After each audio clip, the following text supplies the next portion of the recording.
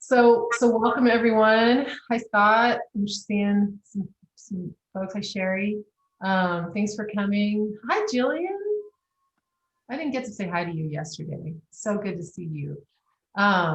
Yes, I bow to you too. Welcome to our next MFA-IA visiting artist lecture. Tonight or today we have the opportunity to hear from Rodney Ewing. And Anza will introduce Rodney in a moment, but I'm just going to remind everyone who's here and everyone who wants to join in that these lectures are put on by the MFA-IA Interdisciplinary Arts program, low residency program at SNU. And we have lectures every January and every August associated with our intensive coursework for our students, along with our visiting faculty who bless us with their presence during those residency periods, be they virtual or be they in situ in Tahoe. The greatest part of the unfortunate scenario of having to meet virtually is that we get to welcome the participation of so many artists from around the world, including one of our faculty this time who spoke with us yesterday, Joseph Delop, who's based in Scotland, and I think otherwise probably wouldn't be able to participate as easily. So that's a really cool aspect of what's been going on for us in the virtual world. But we welcome all friends. Hi, Samir. And hi, Alma. Look at all these folks. Megan, all these people coming in hot. Friends and ex students of the program, I should say former students, not ex-students, alumnus of the program. So, and other visiting faculty who are here joining us as well. So anyway, blah, blah, blah. Welcome to our lecture today. And we hope that you attend the rest of the lectures throughout the residency this January. The schedule is available on our website as well as on our social media accounts. And I think someone probably more facile than I can post them in the chat at some point before the end or in the end when we have some questions for Rodney so that people know what's coming next. Without further ado, my illustrious colleague, Anza Yarshka. Hey everyone. A lot of you already know the drill, but in case we've got anyone new on here, what's going to happen is I am recording this for our archive. If you want to use closed captioning services, you can select them and you can either turn them on or off if you don't want to see them at the bottom using the closed captioning button. Once Rodney starts talking, I'll invite you to turn off your cameras and video, and then we'll invite you to turn those back on during the Q&A. As ever, I'm going to start with a land acknowledgement. Again, we're all virtual and in different places, but still rooting us in Sierra Nevada University, which is in Incline Village, Nevada, residing on Washoe land. The Washoe people have lived, thrived, and stewarded that land long before the school was there and will continue to do so long after. So we acknowledge and pay our respects to elders past and present of the Washoe people. I'm thrilled to introduce and welcome Rodney Ewing to you today. I had the pleasure of working with Rodney at my last job at an artist residency, and I got to not only meet him and learn what a wonderful person he is in general, I also got to see the wonderful artwork that he creates. And I think his artwork is so wonderful that I brought him to do a show on campus at school last spring, where he was able to speak with Russell and talk about maybe being involved with the MFA program. So it's exciting to see that come to fruition. Rodney Ewing is a San Francisco-based visual artist whose drawings, installation, and mixed media work focus on his need to intersect body and place, memory and fact, and to re-examine human histories, cultural conditions, and events. With his work, he is pursuing a narrative that requires us to be present and intimate. His work has been exhibited all over. I actually am always impressed at how many places I can see his work at any given time. And I'm always excited to see new shows. They've popped up at places like the Museum of African Diaspora, the Museum of Modern Art in San Francisco, Euphrat Museum of Art in Cupertino, the Drawing Center in New York, and in San Francisco at Root Division, Jack Fischer Gallery, and many more places. He's been an artist in residence at Recology, the DeYoung Museum of Fine Art, as well as Djerassi, Headlands and Bemis Center for Arts. He has a BFA in printmaking from Louisiana State University and an MFA in printmaking from West Virginia University. All of this, I also personally believe that art has a power to change the world. And given kind of our increasingly unstable cultural landscape that we're living in day to day, I can think of no one better to talk to you today. And so I'm really grateful for Rodney's continued use of his artistic practice that fights for his and others' autonomy and freedom and kind of talks about that. But without ado, I'm gonna let him talk to you about all those things. So at this point, I'll invite you to turn off your cameras and I give the Zoom floor to Rodney. Thank you. Thank you, Enzo, for such a wonderful introduction. And thank you, Julia, and the faculty here for inviting me. So I am just going to share my screen with for my slideshow with you. Okay. Can everybody see that? Yes. Okay, I'm just going to go to present mode. As I was thinking about a presentation for today, and I was putting together the slides over the last couple of weeks, the last thing one of the things I left open was the sort of the title for this, and I've had the opportunity to actually have to do some extensive writing over the last year and having to talk about and sort of examine my practice. And it's not, when you start thinking about the labor of it, it's not really a desirable thing that that I know I didn't want to do. But as I started working through it, it became this sort of like this cathartic moment for me where I was actually able to reflect on where I've been and who I am right now and where I'd like to go. So I titled it down to narrative, identity, and space, which are some key things that that run through my work on a consistent basis. It's a thread that I'm always thinking about. Stories. I grew up in a very oral history sort of based household for information and for stories about my family. Identity, sort of being born in the 60s, and identity issues were prominent then just as they are now. And space, the spaces we exist in, and the spaces we're allowed to be in, and the spaces that we feel comfortable in and have to move through. I think a lot of that is important to me because sort of my nomadic childhood and adolescence, where my father's job took us from place to place and we were constantly moving around. And so space and memory were very closely tied to my being. So I thought I'd start you off with some of my influences. As you heard from my resume, I have a background in printmaking, both in my BFA and my grad work. And when I started attending grad school, there were some issues that I wanted to confront in my work that I wasn't seeing a whole lot in reflected in printmaking as a genre so much.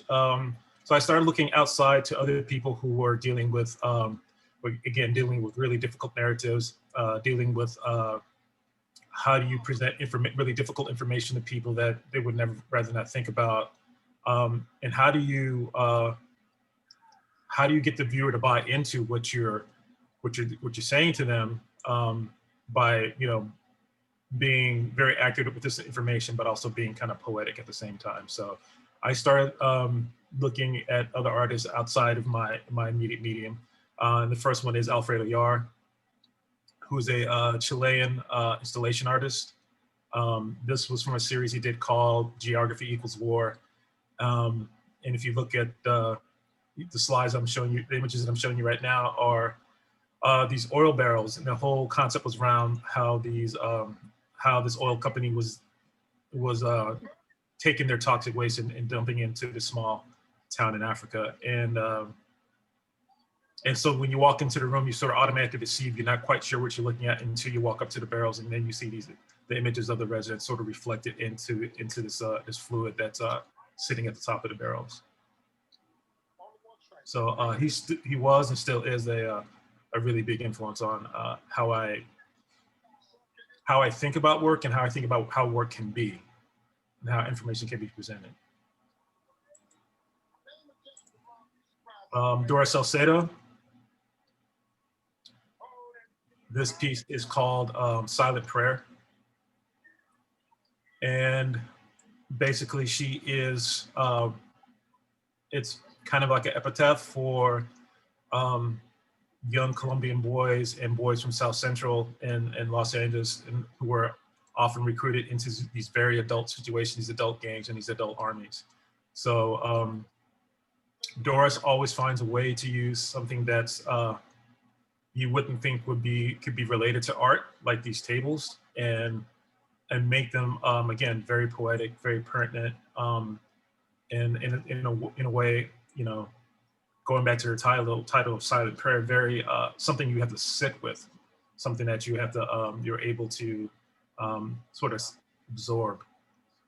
So this is actual grass growing out from the table. So there's a pump inside one of the legs. This is actually fresh earth between the two tables, and in the ceiling there are grow lights, and the grow lights are facilitating the growth of this new grass.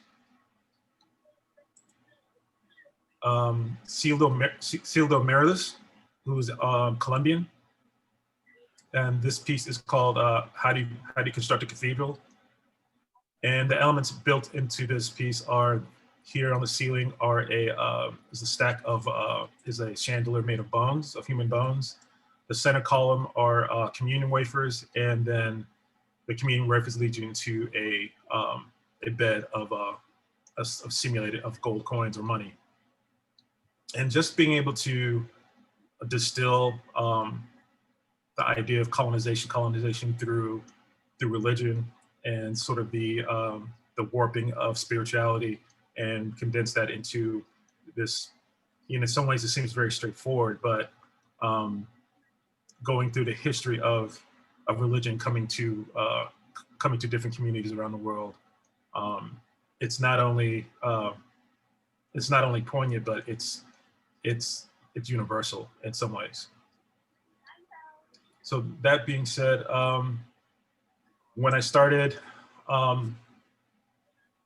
when I got out of grad school, and it was not that I wasn't interested in printmaking anymore, it's just that I felt like I needed to expand and become more of a topic-based artist, and look for the best ways to communicate ideas to a public, to a viewer. Not always being committed to a singular story or a singular way of working, just finding these best mediums to talk about some very complex ideas. At first, it was really, when I first started thinking of it, it was really scary, because, like, you know, I invested all this time in learning how to be a printmaker. Now I'm gonna start being a painter or a drawer again. But I realized the reason why I got into printmaking in the first place because of that same kind of freedom.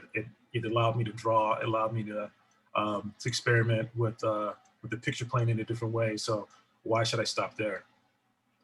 So, narrative. This is from a body of work called Rituals of Water. And in 2005, Hurricane Katrina hit New Orleans in Louisiana, place where I was born. A lot of my family are from there, and they're still there.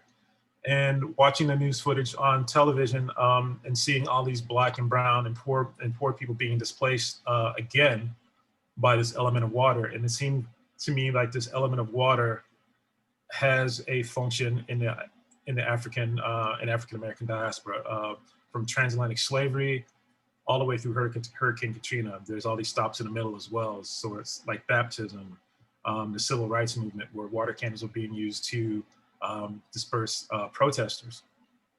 So I wanted to create this sort of visual timeline, again, of that range of history and that relationship of water with the Black body. So when I first started this series, I was making these really boring black and white paintings from black and white photographs that I was referencing. And talking to a friend of mine, she sort of looked around my studio and saw the materials I had. I was like, for all the materials that sort of like screamed to be loose and more gesturally, I was making these really tight paintings. So I needed to change that. So I changed the way I looked at the work and what I wanted to really communicate with the work. And the idea for me was showing the impact of the water on the body, creating work that looked like it's being moved by water or composed by water, being dissolved by water, influenced by water in some kind of way. So I started this this practice within this body of work of doing these basic drawings in pencil of the figures, and then I would just flood the whole page with water, and then I would walk away and let it dry. And then when I would come back, I would see what I needed to pull out, what I could leave there, what I needed to add. So it was almost like a call and response between myself, the medium, and the paper.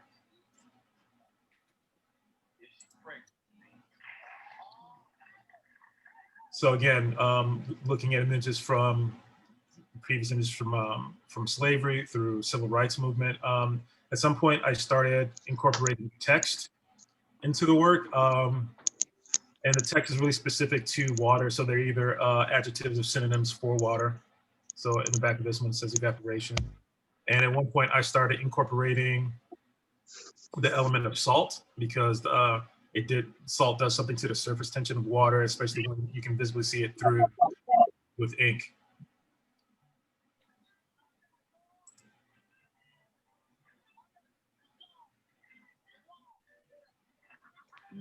Another piece from that series. And it was kind of exciting to work this way because I never knew what I had. I really didn't try to control the flooding of the paper so much, direction or anything like that. It was always on a flat table. And if it drifted in one part, then that's just what it did.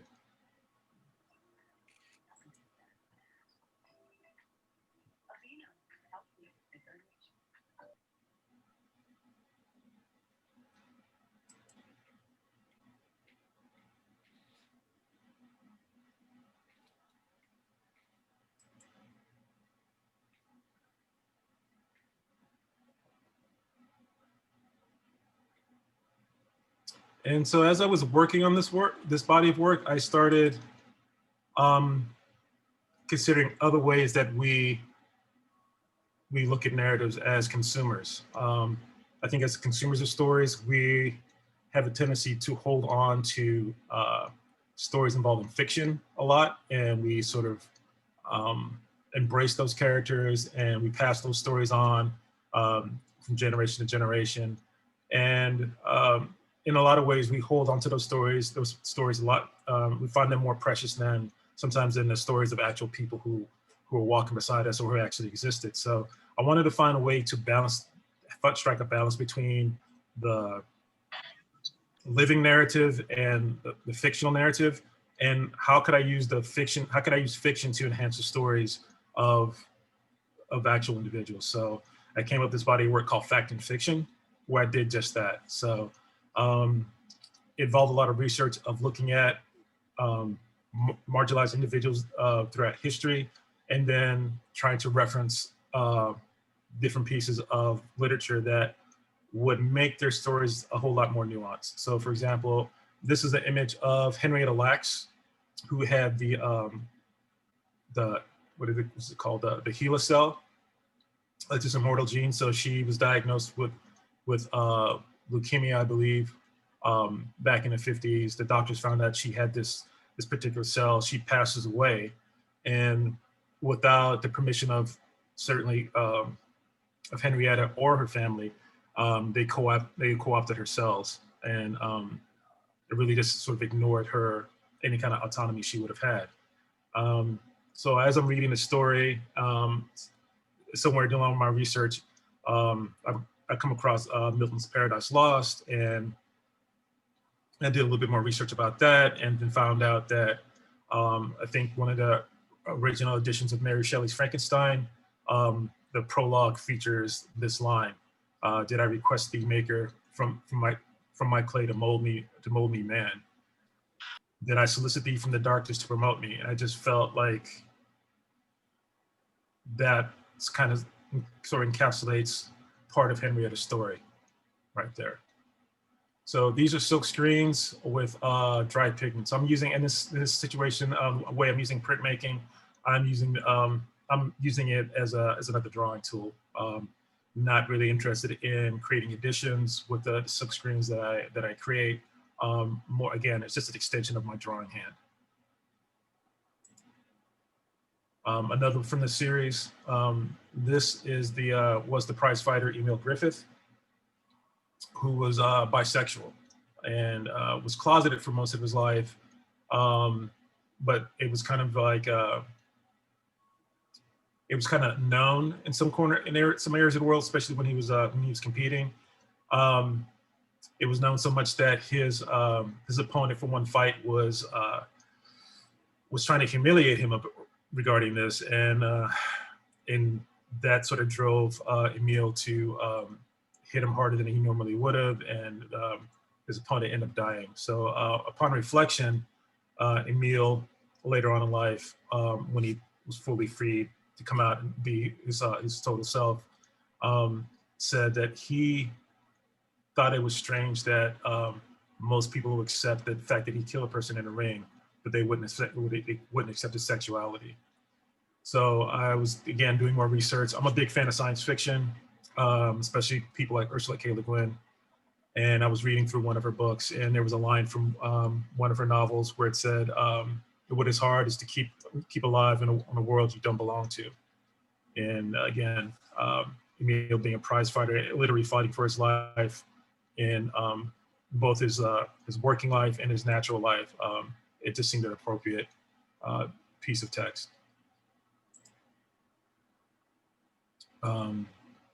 This is an image of Claudette Colvin. She was the first, before Rosa Parks, this was the first young woman who refused to give up her seat on the bus. But because she was 15 years old, pregnant, by a man who was already married, and from what I hear from the stories I read, that she had an attitude, which is kind of ironic because her having that attitude is probably the reason why she didn't give up the bus seat anyway. She was sort of forgotten, and she was not utilized by the NAACP for those reasons. So reading more into her story, reading more into that time, it seems very much like the Black community has a lot in common with refugees. So there's this poem by this individual who was also a refugee. Forgive me, I forget his name right now. And the name of the poem is the last line of Refugees, Descendants. And again, some of the things that stood out to me in this piece of text, standing in a queue to get a fraction of the country, standing is something your grandfather did without knowing the reason why. Pieces of paper, money is pieces of paper just of leaders and pictures that don't really mean anything to you, or don't represent you.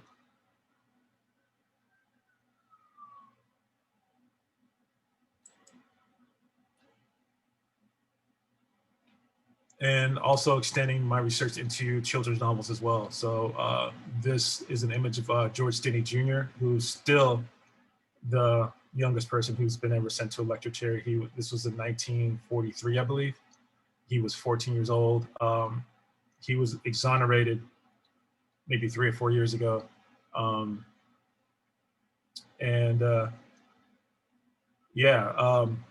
It just, reading about his story, reading about a trial that lasted maybe a couple of days before they found him guilty. None of his peers were, there was nobody from his community on that jury. And I sort of, reading that story, I kind of felt like it was not only his death, but it's sort of like the death of the innocence for that town. When you can look at a 14-year-old boy and think that he would do something as horrendous as happened to the children who were found dead.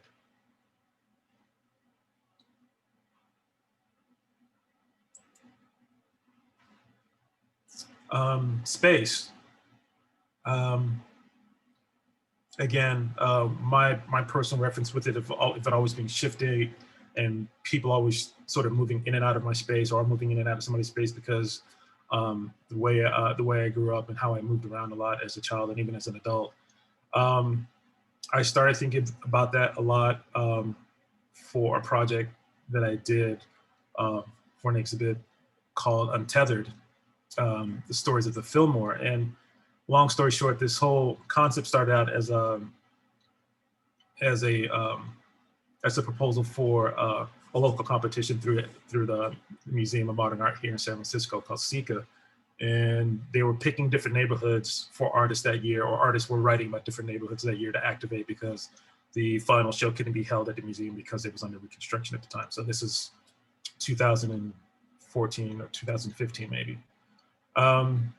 So I was really interested in the history of displacement that took place in a Western addition in the Fillmore from say the 1940s through probably through the 70s.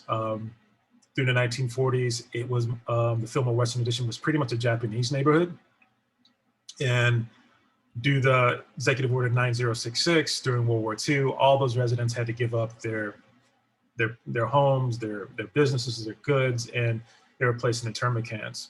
Subsequently, African Americans were asked and encouraged to move into that neighborhood, and that flourished for a time being until probably like the late 60s and the 70s, where things like redlining were instituted, urban renewal, it was called the blighted area, and then those individuals were moved out of that neighborhood for other individuals. So I wanted to create this narrative, this visual narrative where these two stories of these two cultures intersected. There's not that many documentation or references to the simultaneous or the intersections of their stories. So I wanted to create something, document that could do that. So again, working with silk screens, working with painting, especially with the silk screens, I was able to, after my research of finding images, working with Photoshop, I was able to create these spaces where they both existed, the stories both existed at the same time. So for example, this one is a house in the Western Addition that's actually being picked up and moved. And floating above that is some kimonos hanging on the line from an internment camp.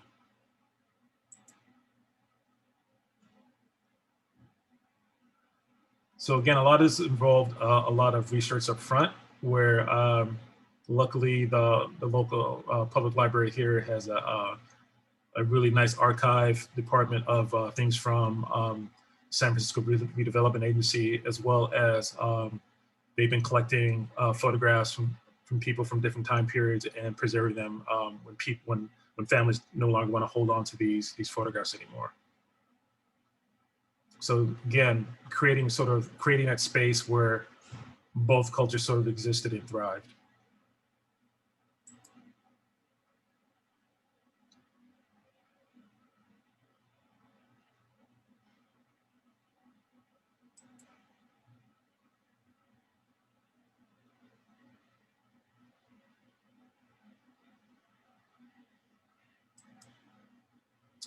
I also knew with this project that I was going to do a certain amount of work on paper, but I also wanted to tie it to an object they also had in common. So before I got started with the whole run of working on this project, I stopped and started thinking about what objects could I use.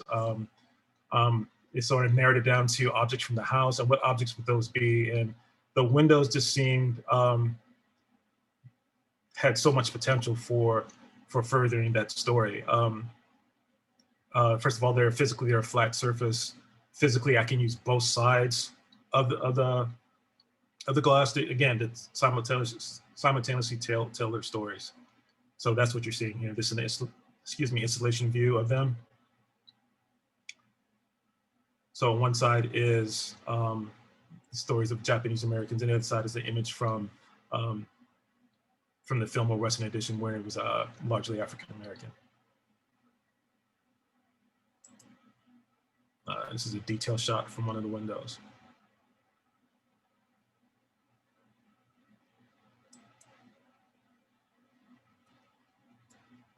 and now just thinking about, again, space and narrative. As Anza pointed out, that one of my residencies was at Recology recently, and this is a shot of the completed show, and this is actually the space that you get to work in when you're at Recology. And I thought I had a very clear idea what I was going to be doing when I went to Recology. So to explain what Recology is, it's a residency at the city dump here in San Francisco, and you're there for almost 4 months, and 90% of what you create there has to come from physically has to come from the dump. So while you're there, they give you access to these big shopping carts, and you have to wear a hard hat, glasses, coveralls, steel-toed boots, and gloves, and a mask, and goggles, and as many days as you want to go there. I think the dump is open Monday through Saturday. I think Sunday's the only day it's closed, and you can just go there while you're resident there. You go there and you just sort of just literally you're picking things off the junk pile that people drop off. So people drop off any range of things from furniture to old building materials. So I had this idea while I was there. I was going to be doing this printmaking project. I was going to make my own ink. I was going to do these wood cuts. I was going to make my own paper. And about 2 weeks into it, I was like, no, this is not going to work, because I sort of stopped after I had sort of like this anxiety attack about like, what am I doing? All right, now all I'm doing is sort of like shopping for junk and shopping for detritus. And I started separating a lot of it and looking at what I had. And I realized what I did have was detritus, but it was detritus from people's homes. So, so these things like this, that you see here and even here, are lath and plaster that people used to build walls in their homes with, but nobody does that anymore. So when people do new construction and tearing things down, these get left behind, these get pitched out. And then on top of that, you also start finding a lot of like old I start finding old kitchen cabinets and a lot of things that were used in a home that sort of represented that space, that place didn't exist anymore. So I sort of pivoted my whole idea and started talking about the amount of gentrification and the amount of diaspora that's happening in San Francisco right now, where it's becoming too expensive for a lot of people to live. People are losing their homes, and a lot of homes that were sort of not historical, but maybe made up a neighborhood what it was, those are being replaced by newer and modern things, and that history is being lost. So I wanted to find some way to highlight the materials that are being lost, but also as a way to highlight and preserve these memories.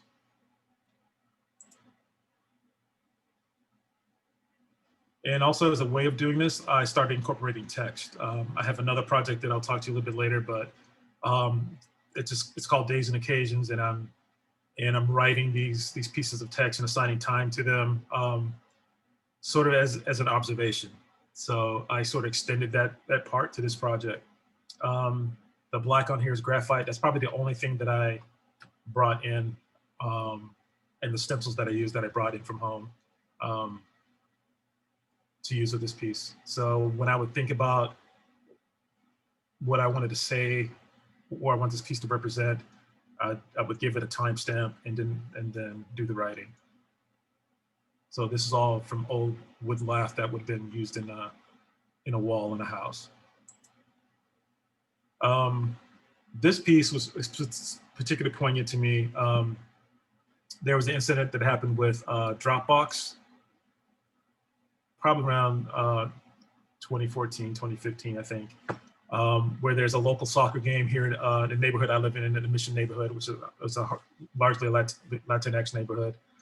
And there's a normal soccer game that comes along, and these guys from Dropbox had got a permit from the city so they could rent the field. And they were pretty much asking the local residents, like, okay, you got to leave now. And so there was a confrontation. It wasn't violent, but one of the residents who'd been playing there since he was a kid sort of like confronted these guys, like, like, how long have you been living in this neighborhood? Like, do you even know who we are?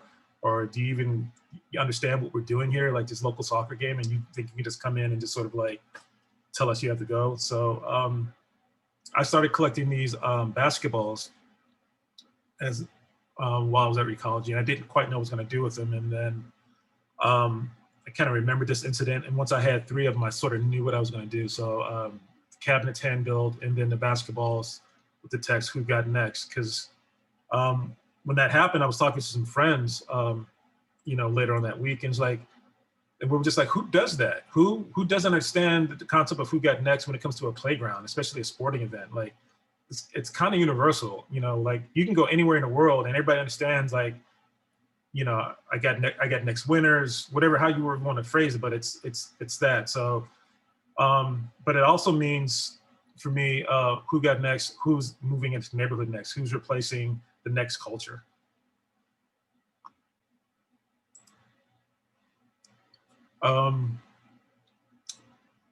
I found a lot of photographs while I was at Recology by accident. I found a suitcase one day. I was going to save it for a friend who uses it for his practice, and I opened it up, and it was it must have been 20 or 30 years worth of photographs, probably starting from the 1930s going all the way to the 1960s. And the fact that it ended up in the dump, that means, to me, that meant like that was the end of the family line. Like there was nobody else to pass these on to. So I wanted to use them in a way to, again, to talk about the loss of memories, the loss of family, the loss of tradition, and using them with these basic household appliances, these kitchen drawers. So I made them into a platform to show these, to create these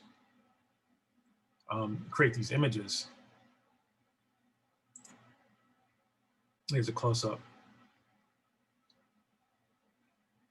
And just using the text like past due, using the cutouts to remove parts of faces. I had to obscure the faces anyway, because since Recology is a public company, you can't use photographic imagery past a certain date.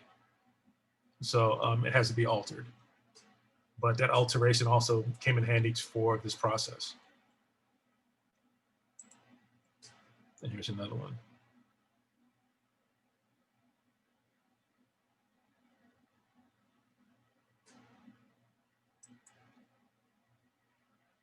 And also using old street signs.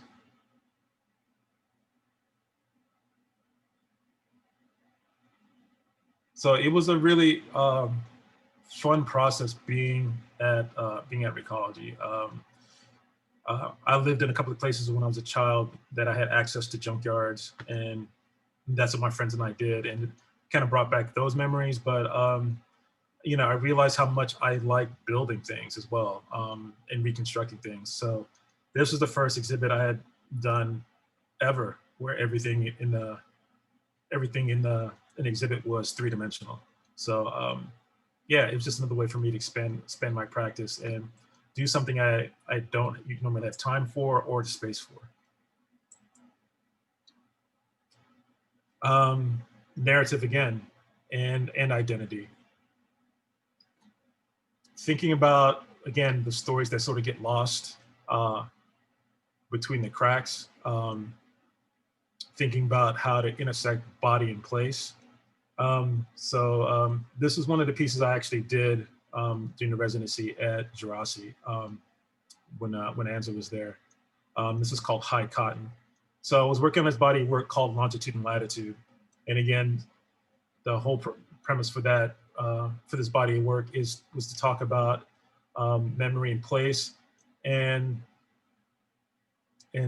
link those together in a way that, again, makes a really specific narrative, and takes an idea and makes it relevant to the viewer. So I was thinking about the legacy of cotton and how in certain parts of the United States, the antebellum South is still romanticized, and it's romanticized in a way where they actually forget about or choose not to remember, like, who was responsible for that way of life, who was responsible for that upkeeping. It was, you know, African-American slaves. So think about the term of high cotton, which is supposed to be a positive thing, meaning that you have a lot of money, you're doing really well. But what is the source of that high cotton? What is the source of that wealth and income, especially during this time period? And so I start off the landscape that on the surface it looks like a field of cotton, but as it moves closer to the viewer, there are actually bones. And these bones are specific bones. There are specific bones to the hands, the wrist, the fingers, and the back, specifically vertebrae, which is the actual real cost of this high cotton, and actually the real crop that was being harvested. This is a later piece, also from the same series, called Butterfly Effect. I was able to continue what I did at Djerassi to Bemis, and eventually high cotton, this piece, and some others were also shown. They were also shown at Museum of African Diaspora in 2019, also under the name of Longitude and Latitude. So again, looking at stories and thinking about them in a larger context and in a more intimate way. And this piece, Butterfly Effect, largely talks about sort of the cyclical history that the continent of Africa has had with the rest of the world, where its people, its resources are extracted. And now in the 21st century, there is this sort of like this waste economy there, especially outside of Accra, Ghana. And so I started looking at that. So what you're seeing here is the image on the left is a portrait I found of one of the workers there that I silk screened. And then floating above his face is a side view of a slave ship. And then when I was thinking about electronic waste and how do I render that so it makes sense and it's consistent without getting to sort of the minutia of drawing motherboards and cell phones, like what is all this stuff wrapped in the first place when it becomes new? And it all comes in a rectangular or a square box. So that's what the black boxes on they're flowing from right to left, being dragged back to the continent, represent.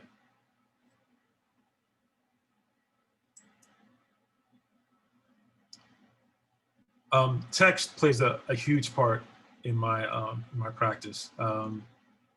I've always been somebody who's carried a sketchbook and has made notes inside the sketchbook, and some of the things reference directly what I'm doing in that sketchbook, and sometimes they don't. And at some point in my practice, I really thought about getting away from using the figure all the time and not making direct references to narratives through the figure. Always having to have the figure as a placeholder. So what if I just had part of my practice that was just limited to pure text? So I have a body of work called Days and Occasions, and it's one of the exceptions that I have. I have a tendency to go from topic to topic and finding the best way to communicate those ideas. But with Days and Occasions, since language is so it's so full, and there's so many ways you can speak and say things. I feel like I never run out of ideas. So with Days and Occasions, it's about my observations about what's going on around me, or conversations I've had, or things I've overheard. And I sort of mark placeholders of pieces of time, like when I've heard them. I started out really simple, going from 1 second to as long as I wanted the piece. And now I'm at a place where I'm just marking the time as that thing occurs, and I'm writing it down. I used to keep a journal for it. Now I use my cell phone, and I have in my notes, I sort of write these things down as I observe them. But I had occasion to do a larger version of that here at the space called the Young Museum here in San Francisco.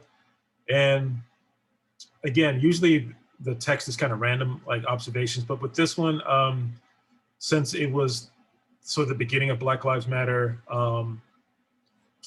Ferguson had just happened, Michael Brown had died, Tamir Rice had died. My friends and I were constantly talking about this. I was going to a lot of lectures, you know, things were appearing in art. Some things were appropriate, some things were inappropriate. And so I dedicated this piece of the young to all the observations and conversations that I've been having around Black Lives Matter. Now the visual component comes from the slides at the De Young. So the glass panels are permanent slide for projecting slides. It turns out at the time that I was doing this, they were having the show called Embodiments and it was all this this African art. And I just I asked them if they would let me use some of those images because it just seemed there was just something disingenuous about the time we're living in where Black people actually have to state that Black Lives Matters, but their ancestors, the work that their ancestors made is being celebrated, but not the current generation of Black people, the descendants of those people who are actually sort of living and working around them. So I wanted to have that juxtaposition by using my text with those images. So this is one view from it. This is sort of a reverse view from it. And I also wanted to create an installation where not only did people have to sort of navigate it conceptually, they had to navigate it physically. So sort of bending around, moving around the room.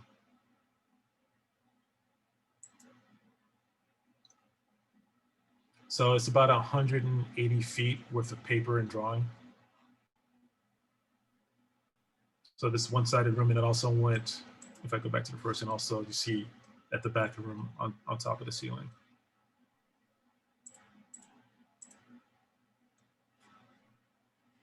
More recently, I finished a residency at the project space in the Headlands in 2019. And thinking about, probably like 5 years before I actually got to the Headlands, I was thinking about a project about how do I communicate to the next generation of Black children how to be safe.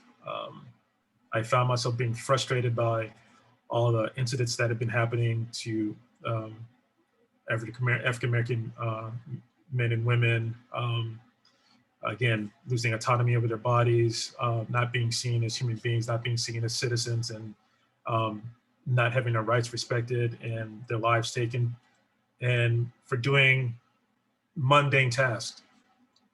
So how do I tell the next generation of African-American people that are coming up behind me, like, how do I tell them to be safe? And it was frustrating to me because I didn't know how. And to this day, I still don't know how. So I wanted to find a vehicle that sort of illustrated my frustration, but also showed the differences between what African-American children have to learn versus their white counterparts. So I thought about what are some of the earliest tools we use for communication and for play and how we learn lessons. And it came down to children's blocks. So I made this set of three, I mean, not a set of three, these 3 children's blocks while I was at the Headlands. And on the faces of all the blocks are 3 individuals who lost their lives through state-sponsored violence. They read as regular children's blocks on the top and the bottom, but on the sides, they all have messages that I grew up with, a lot of my friends grew up with, that are Black grew up with, and that messages that are still being given to Black children today, such as keep your hands visible at all times, watch what you wear. On some of the other ones, they say, it says, you can't do what the other kids do, was something that I came up with. So these are 3 feet by 3 feet by 3 feet. They're hollow. And I wanted to scale to sort of reflect sort of the size and mass of an individual. So they sort of occupy that kind of space that a person would.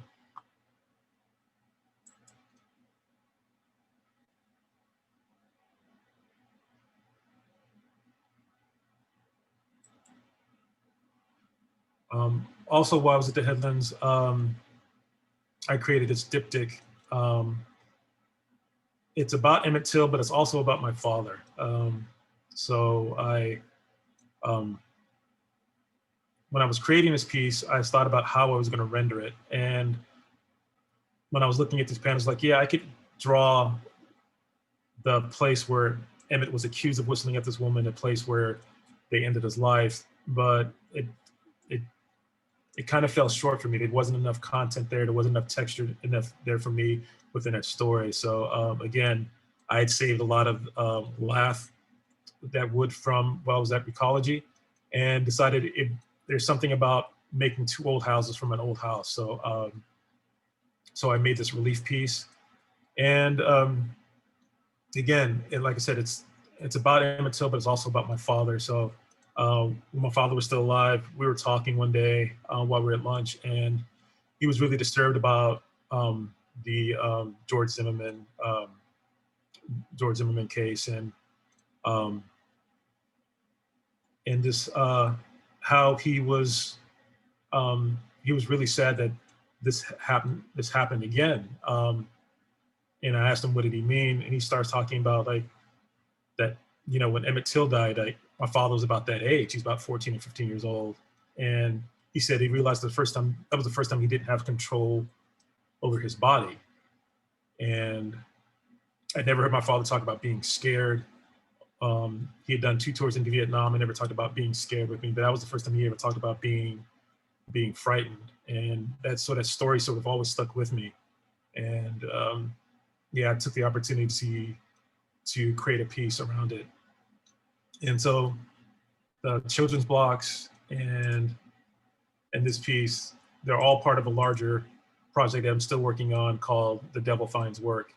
And it's all about the Black body historically having to navigate different spaces within America, like psychological, certainly physical spaces, but also social spaces as well, and how this navigation gets passed down, these navigation techniques get passed down from generation to generation.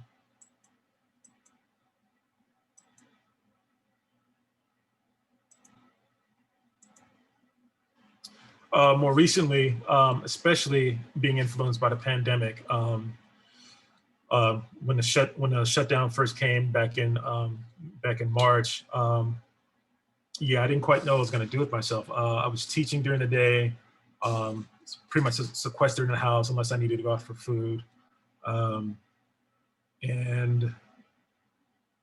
you know, I was getting kind of depressed. And you know, at some point, about 2 weeks in, I sort of realized like my studio is like 1,000 square. I am right now. So it's about 1,000 feet away from my front door, which I'm really fortunate to have. I don't have to travel far.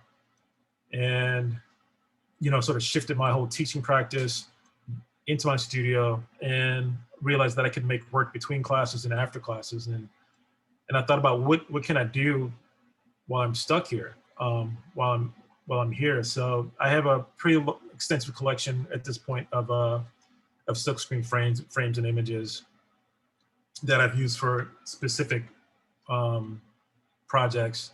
And I thought it'd be interesting. And what if I use those and overlapped sort of like seemingly disparate images that weren't intended to go together, but make them into pieces that still talked about some of my concerns around identity, race, diaspora. So I started creating this body of work. At first it was just called Shelter in Place. Now it's called Broken Shadows, which refers to the sort of the silk screening, the positive negative process. So also while I was at Recology, another Recology reference again, I found all these old insurance ledgers, and I knew I was gonna make drawings with them or something was gonna go on them. And I started creating my own paper by taking the insurance ledgers and binding them and securing them together and making my own specific shapes and lengths of paper. And I was also able to do some things that I didn't have time for during the normal run of these screens. So like going back in, like with this piece, and hand coloring the robes that you see here.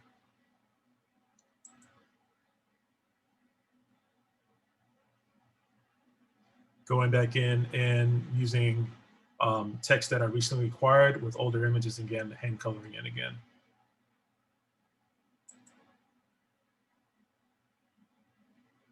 Applying text that that I didn't think would work together, or they were made separately for different projects, and applying them and getting this new read on a new image.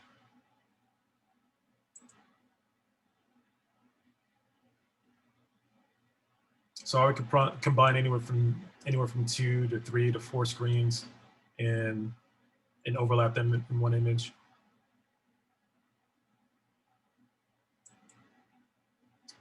The other thing that I worked on during this shelter in place is that this is the image of a friend of mine, Tahiti Pearson, and we met years ago. We were both in an exhibit together, and we sort of bonded, and we started talking about doing, like, combining our practices and doing work together. Tahiti does these very intricate and these dynamic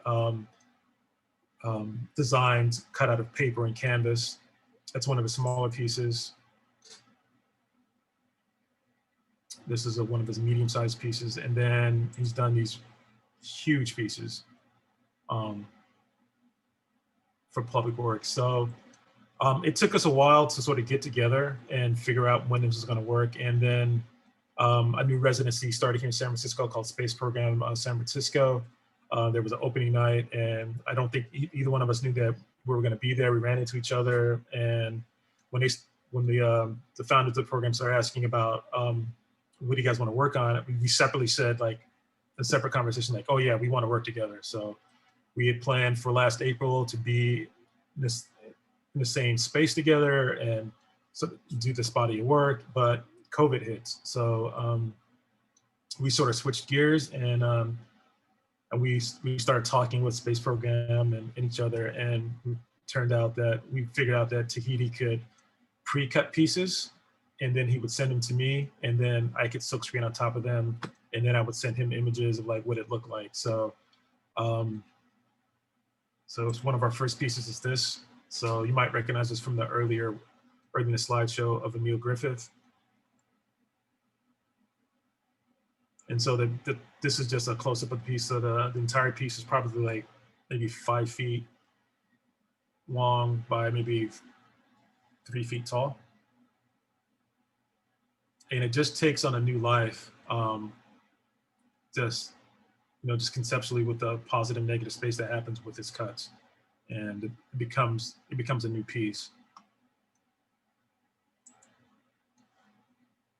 And again, we would never talk about, he would never ask me, like, oh, can you do this with the piece? And I would never ask him, like, oh, can you cut the paper this way? It was very much like a call and response. I would, every couple of months I would get this new package in the mail of these new cuts, and it would take me a couple of days to figure out what image is going to go where and how it's going to work out. So we did this from April through about September. So we collaborated on 9 pieces in total.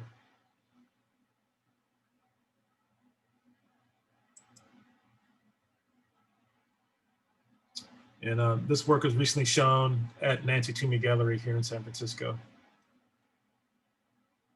So this work, it was different from the way I work. Tahiti and I would talk about it. Like, he would say he's never finished a piece or thought about a piece like not being finished when he finishes, like, when he finished cuts a piece, that's it, it's done. But in this instance, he has to think about, like, okay, I've done this piece, now it's going to become something else, and sort of letting it go. And from my end of it, I'm thinking about, okay, this is somebody I really admire. I'm getting his work, how do I not screw it up? And how do I hold up my end of the deal? And it was just like this really fluid sort of way of working. And it just all tied into, in some ways, sort of tied into both our practices and sort of made something new. I've made a new experience for both of us. So I feel like I've been talking a lot, and that's the end of the show. So I'll leave it there. And if you guys have any questions, I'll be glad to answer them. Thank you.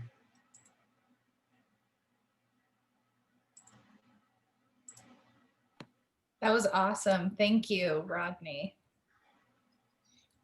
We're opening it up for questions. I've already got a couple for you that have been queued up in the chat. Really quickly, with the last pieces from the collaboration, what is the size of those? They go anywhere from, the first two pieces you sent me were really big. They're both like, yeah, they're both like maybe 3 by 5, 3 feet tall by 5 feet long. Some of them, the later ones were a little bit smaller. They were maybe 18 by 24, 20 by 24. The last ones, I mean, they're all interesting. The last ones were really interesting because he started cutting on the paper, then he would cut a space out of the paper and then do another cut and then put that cut back into the larger sheet of paper. So then I've got sort of these 2 different textures, and I've got 2 different colors going on at the same time. An earlier question from Sarah was, with some of that work, is there any significance to the font that you use? I don't know if this makes any sense. The font looks like the way people would speak. It almost has like an auditory quality to it visually. That makes any sense? There's a weight to it. There's an importance to it without being too grandiose, I think. Feel free to unmute yourself to ask your questions. I see a couple of people who've popped them in if you want to unmute and ask. I can also read them. Chad? Yeah, Rodney, great lecture. I was just wondering what role residencies have played in your practice. Time. Like the first couple of residencies I did, when I did the one at the Young, that time and space is everything, because my studio is about 500 square feet. Even if I was making that piece to be installed someplace else, it'd just be a pain in the ass. I'd have to invent like a new way of kind of working, rolling the paper down the hallway, getting on the nerves of my neighbors and stuff like that. But be able to like go to a space, like when I was at the Young, I would go after work after I finished teaching. I would, like in the afternoon, I could actually walk from my school that's like, a couple of miles away from the Young. I actually walk there and sort of like think about what I was going to be doing for the day.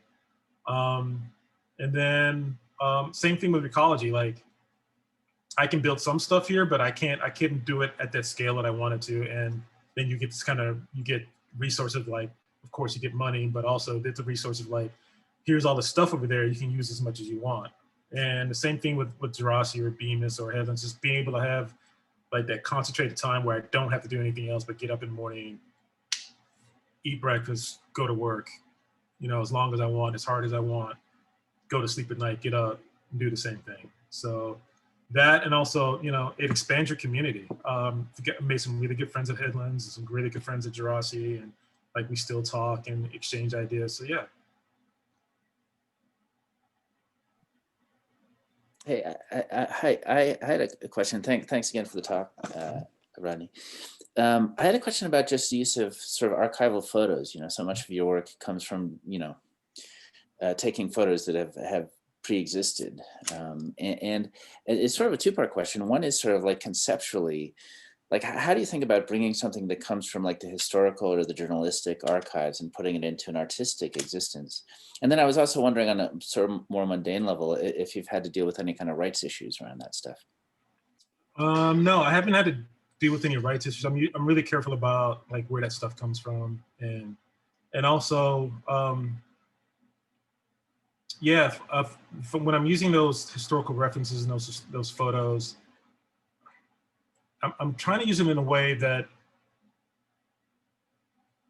especially when I'm using silkscreen, how would I use them if I was drawing them anyway? And so, with the advent of Photoshop, I'm able to sort of import those photos and sort of draw with these filters the way I would kind of draw them anyway. So there's a little bit of immediacy with it, but it's also maybe a little bit more process oriented for me. And I feel like if I'm using them with a certain amount of sincerity, like I'm not using them to sort of like detract from the subject that I'm creating, or the main issue. As long as there's a thread between that photograph and what I'm doing, I feel like I'm adding to the story, and I'm working on something a little bit larger than myself, rather than, oh, that's a really cool image, I'm going to put that in here and it has no reference to anything. Thanks.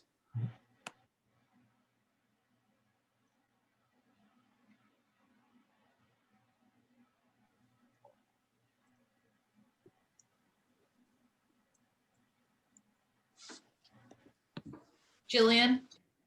Hi, can you hear me? Yep. Hi. Thank you so much for speaking. And I had a question. Can you talk a little bit more about how you approach doing research when you do research Oh, before sure. you do a piece to reflect that, I guess? I don't know. Yeah. Yeah. I think I'll use a specific example, like the work I did for Untethered about the history of displacement in the Fillmore. I had known a little bit about it, like just by living in San Francisco, you hear stories about it. Yeah, I wanted to really, there was something about why that area of San Francisco, why was it this source of displacement? And there was something about, again, that was really intriguing about the two cultures never telling their story at the same place about both their experiences. And so, yeah, I'm lucky enough that the San Francisco Public Library documented all of these things really well through old photographs from the San Francisco Redevelopment Agency, which doesn't exist anymore, but their archives are brought into the archive section of the public library. And then there is a project also through this public library. I want to say it's the Shade Project. So basically, people had all these old photographs sitting around their houses they built up for generations and didn't know what to do with. The public library said, like, we'll take them, we'll archive them, and we'll put them in chronological order. So being able to go to that section of the library and sort of be able to sort of physically sift through that history and choose what I wanted to, and just sort of make those connections was really important. So it's that kind of research, but also the research, like, what am I going to do with this imagery? How am I going to present this how am I going to present this in a way that makes sense, and also that's accessible and sort of highlights your story? So that's another part of my research as well. And sometimes that takes a little bit longer. Like with fact and fiction, the original pieces for that didn't look anything like the finished pieces at all. They were much different, and I had to sit there and actually make things like, no, that doesn't quite work. It's not. It looks too much like a trick or a gimmick when I'm doing. I was cutting books open and having images come out of them, and it's like, no, that's not quite what I want, the impact that I want. So sort of stop and looking and figuring out like what's essential. Thank you. Just so when I'm just trying to kind of clarify a little bit more when you're talking about like research, would you be including some sort of bibliography kind of thing if you're saying you're doing a research-based art? Would that be something that you would do, or no? I haven't as yet. I mean, it's like as far as documenting like where I got these things from. Yeah. I mean, because yeah. It's just a concept that I'm trying to understand a little bit more on how you actually define research-based art. Is actually kind of the concept that I'm trying to understand how you are approaching that. Yeah, for me, it's you know, understanding that subject matter and going into the history of that subject or that topic, and then like what can I add to that story, and what, you know, what can I do to sort of highlight that topic. Okay, yeah. Now I understand. We have a question in the chat from Janet, which is, does color play a role for you as well, paper or screening? Oh, definitely. With the Untethered work, all the colors that we're using there, I wanted really old colors, if that makes any sense. I wanted things that looked like they were processed, faded colors from old photographs that were in the background, even though they're in some, I mean, they're clearly brighter than the black and white that I'm printing on top of them, or sometimes I printed the screen on top of the color. Sometimes I squeegee the color physically over the top of the silk screen. It depends on the image. Yeah, there was specifically I wanted to use muted, streaky looking. I was thinking about the way the old Polaroids look when they fade, or when they're before they're hard, and there's that sickly kind of color look on, but it's really attractive at the same time. Trying to think of the other uses. With the fact and fiction stuff, it was I try to use the colors that were more specific to their stories. So the Henrietta Lack Police, you know, blood cells and that sort of that fluid motion was really important to me. Some other works that I didn't show here are I did this piece for the San Francisco Art Commission for their they do a project every year called Art on Market Street, and artists create based on a theme from the Art Commission that year. They create pieces that go into the bus stops that range from like 8th Street to Embarcadero in San Francisco. And the year that I did it, it was the theme was San Francisco's sanctuary city. What does it mean to be a sanctuary city? So I interviewed 6 individuals from different walks of life, or had different immigration stories, and wanted to highlight the stories because at the time, underneath the current administration, like immigration was this sort of like made it like this monolithic topic, and I really wanted to have the people's voices back in that, and they have their stories highlighted. So the background colors for that all represents their home flags. So I just didn't want to have some kind of arbitrary color floating back there that didn't really mean anything to the individuals. I have a question. Mm-hmm. First of all, I loved your presentation. The art is incredible, and the range of materials which you've talked about was really thrilling to see. I really appreciated that. Oh, thank you. I wondered how you would, as an artist, self-identify, because not only did you work with your own cultural background, but you went much broader than that. And the words that came to me were like cultural historian. And I wondered how you would label yourself as an artist. Is that an appropriate question? Yeah, I get it. Yeah, that's funny because when I was going to the Headlands in 2019, and I'm going through their website and looking at the promotional material, like suddenly I'm like a, interdisciplinary artist. I'm like, okay, it's something I never called myself. So I kind of stick with that. I guess that's the best way that sums it up right now. Interdisciplinary artist that, that works with. I'm interested in the broad reach of your research and other cultures and history, and how, if you were to title it, as an interdisciplinary artist, I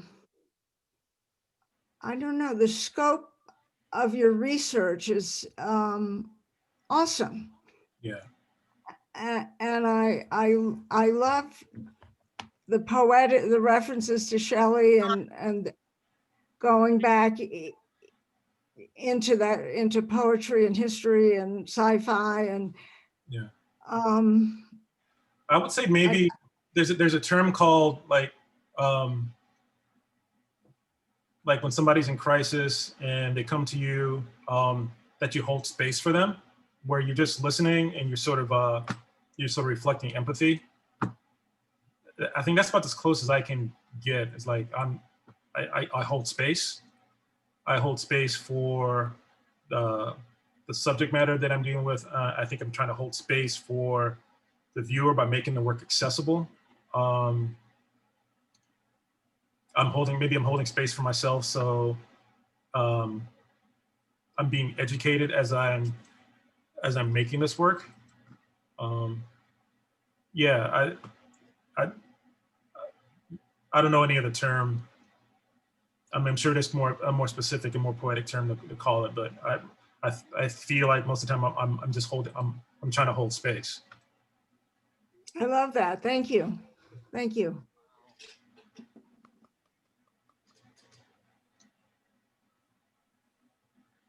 I have a question. Yeah. I was just thinking about all these like really wonderful journeys you've been on with residencies and your work with the historical photographs and the texts that you draw from different sources, and was imagining you having a residency at a museum or an archive, like some cultural institution where you have access to this archive and you make work. And I was wondering if there's any like fantasy residency you have of like a place you would love to dive into, or maybe other residencies that you want, that you're like actually thinking of applying to in the future. I sort of just pitched that very thing to, there's a residency in North Carolina called McCall. And that's kind of what I pitched them, like being able to go, like, because they want the project to sort of reflect some kind of history of North Carolina or be specific to them. Like, so what if I took my Broken Shadows project and made it more specific to North Carolina and went through some of their local archives and created compositions around that. Studio Museum of Harlem would be great. They had that kind of time there. There's another one that I just applied for called NXTHVN. It's in Connecticut. It's in New Haven. It's started by one of the principals who started that is the painter Titus Kafir. And so, yeah, that would be ideal. I would say any place that I can be there more than 2 months would be ideal, because I can get around and see plenty of stuff and have time to do research, and yeah. Cool.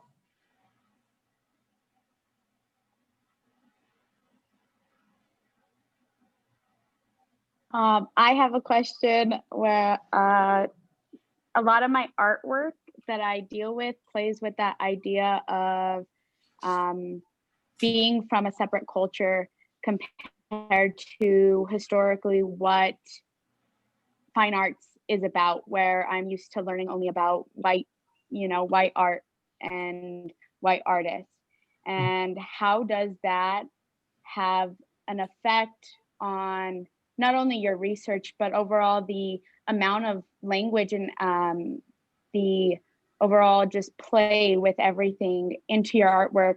Because I know for me, it makes me have to research more, and I have to watch my tongue more, and I have to be more adherent to how do I say this in a way that another culture is going to be able to particularly take that into effect. How does that work for you? That's a really good question. I think over the years I've grown and I've been a lot more comfortable in my artistic skin, if that makes any sense, and not been afraid to sort of like speak my authentic self. And yeah, especially from the period that I grew up in, I wasn't seeing a lot of artists that looked like me. I mean, I really had to search them out to find these people, to find like a Robert Colescott or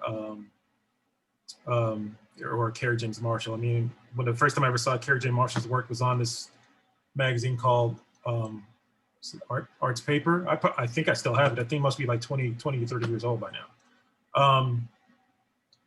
So, you know, seeing those people and seeing the language that they use and seeing the themes that they were talking about, or even people like Lorna Simpson or Carrie Mae Weems, you know, once I got into grad school, you know, seeing these people not afraid to talk about these issues and do it all in very radically different ways. You know, like Lorna Simpson's a great photographer, and sometimes that's her medium, but her work is not how well she can take a photograph. It's the content and the conceptual ideas within that photograph that she's dealing with. Same thing with Carrie Mae Weems, who's now like, you know, making these short films and these, you know, as part of her process. And yeah, she's not Carrie Mae Weems, the filmmaker. It's just like, she's still an artist. And these are just ways for her to express more and more complex ideas. And so I find myself not being afraid to accept that kind of language and accept that kind of responsibility of being able to move that way. But also I find a great deal of relief in seeing other people with the same concerns create that kind of work, and you know, for lack of a better term, just unabashedly be Black about it. And I think it's not as much that if we have to watch what we say, then I think any viewer is not going to get that authentic piece of work from us. I think there's a difference between making work that's thought-provoking, you want people to have a conversation about, versus making work that just provokes people.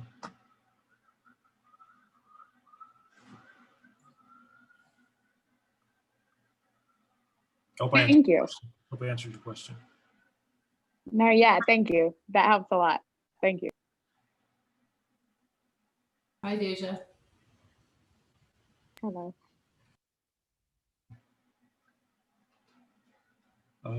Janet raised her hand.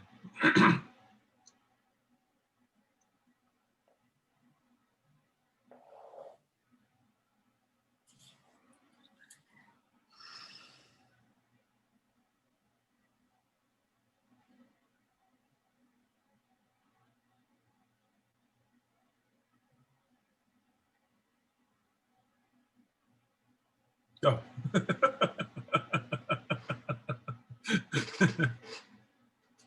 Thank you.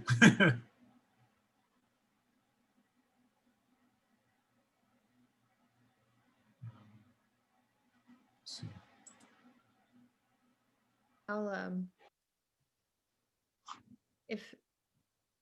if there's no one else, I'd like to ask a question. Sure.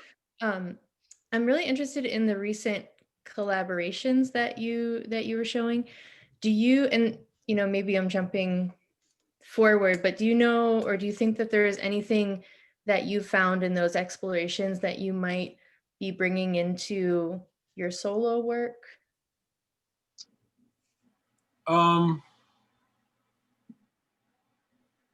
There's definitely some physical textural elements that Tahiti brought that I enjoy in Tahiti's work,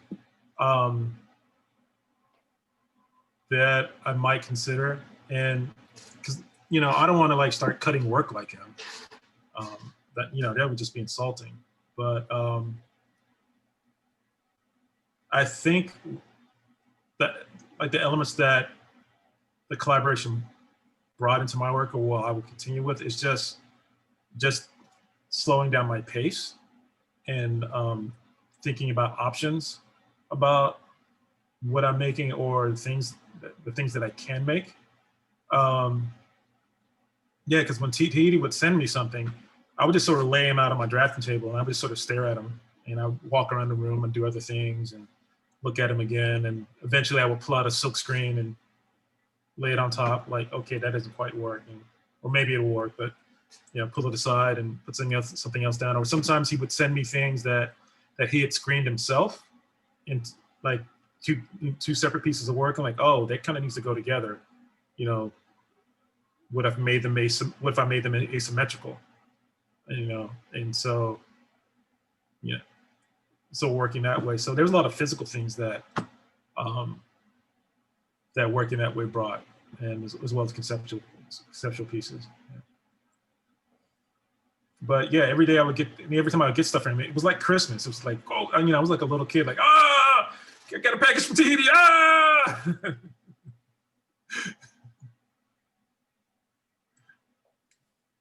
Thanks a lot.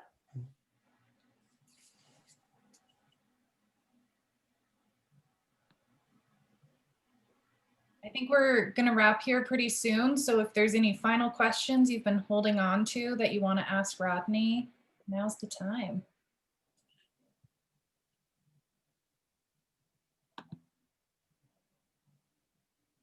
I have a real quick question. If I don't want to take up it for any other, but especially students, if there's somebody, but okay, I'll just go ahead.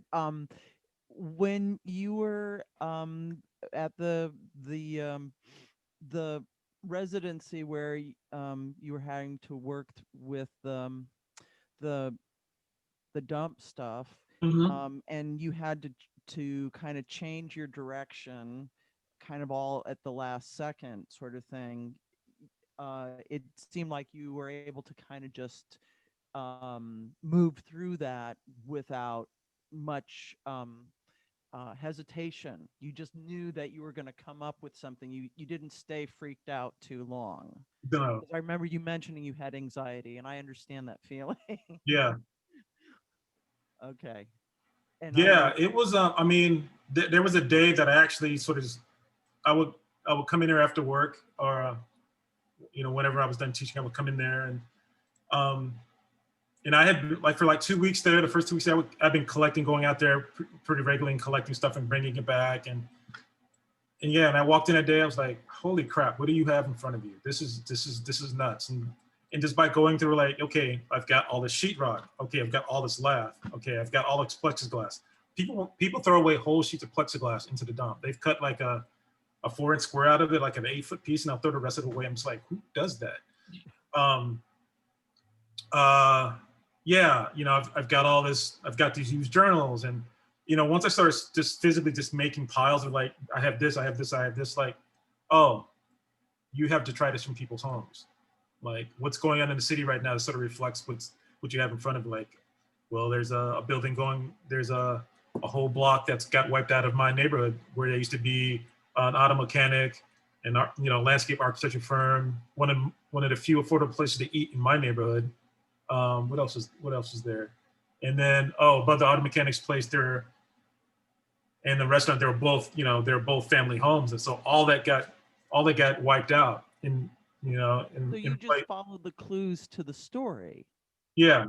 And then when I found all those photographs, like, along with their photographs, there were letters, there was correspondence between, family members that were saved there. Also, they were thrown out. So it's just like, I have a family history here. Or I have pieces of people's histories, and I could tell that story through the materials that I was finding. So in some ways it was a relief, not to try to do a printmaking project there, try to do woodcuts there, and because it created a whole nother series of problems. But this one, even though it was like the same amount of work, like physical work, it just seems like it just seemed appropriate to the time I was in. Yes. No, it was beautiful. Yeah, thank you. I just have a quick question about that residency. Did you work on site? Yeah. Able to take this stuff home and work in your own studio? No, I worked on site. Wow. So that space where you saw like the setup for the exhibit. So there's three artists there. There's a student artist who has like a shipping container for their studio. And then there's two artists in that space. So one has the front, one has the back. So their workspace eventually becomes their exhibition space. And then in between there's like space for like tools and like tools they have access to. So yeah, so it's like 1,500 square feet that I had in that room. So like I had stuff spread out everywhere. And it was great to be able to like, oh, this is a really cool thing. I don't know what I'm gonna do with it right now. And you have you have like 4 months. So there were some things that I picked up when I first got there that didn't make any sense until like, I was just sitting there one day like, oh, that makes sense. I know what to make of that now. Or when I started collecting the basketballs, like, oh, this is really cool. I might take this. You can take stuff home at the end of the residency. The stuff that you find, you can take things home, and there's usually some pretty cool swag there. Like I got like 2 boxes of comic books. I'm like, who throws out comic books? That's just a sin. So yeah, you were working there on site, and then again, you were able to spread out, and like there'd be days that I'd just be walking in a room and just looking at stuff and like sort of talking to myself, and then my studio mate, she would pass through and she would be talking to herself, and we'd be talking to ourselves like while we're in the same space. But yeah, it's there's just no way I would have been able to do that in my space, be able to, I mean, everything would have been at a smaller scale, but yeah, it is possible to fall in love with a table saw. I found that out.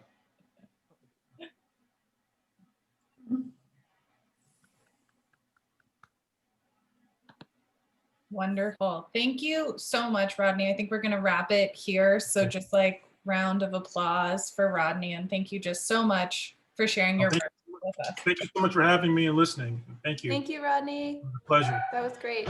Great questions. Thank you so much. Yeah, thank you, Rodney. That was wonderful.